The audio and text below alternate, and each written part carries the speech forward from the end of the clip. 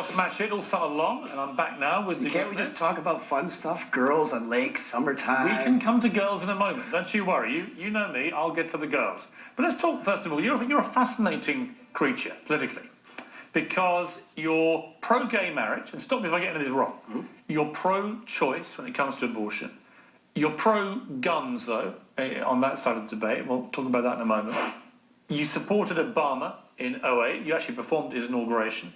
Then you switched to Romney. How would you describe where you are politically now? I'm pretty confused still. I don't know, but I just, I've always tried not to be so vocal about it because it always, when I see celebrities talking about it, I'm just like, oh man, stop talking. And of course, what am I doing up there? Like, vote for Romney. But I don't know. You grow, you learn. People seem to be interested in what you have to say. I don't know. I'm sure some people are. I'm sure the majority aren't. Why did you give up on Obama? Just the whole way things were going with, especially just separating the country even more. It seems like it was a time when everyone should really have been coming together over such a great thing. Was that his fault?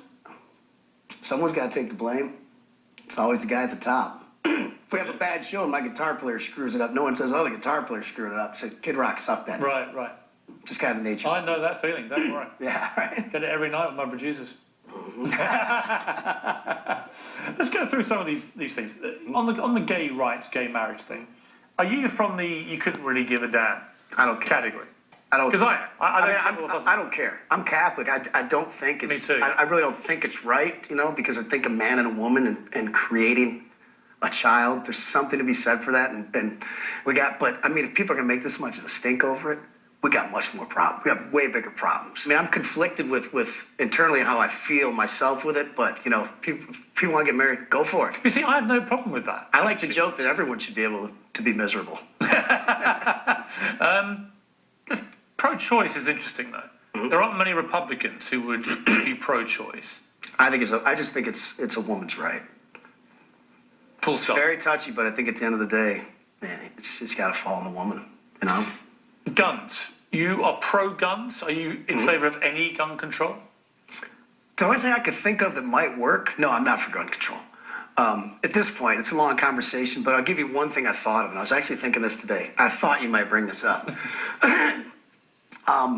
Is maybe as family, this comes back to family structure.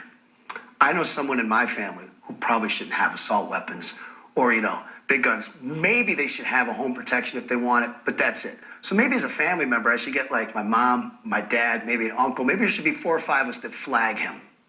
Right. I flag him. So when he goes in and tries to get this gun, he's been flagged by his family. You know what I mean? And then he has to go through something to be evaluated. We're really talking about mental health, right? At the end of the day, is what I feel. We're talking about mental health. Do you own a lot of guns yourself? Yes, tons. Would you consider yourself to be safe with them? Yes.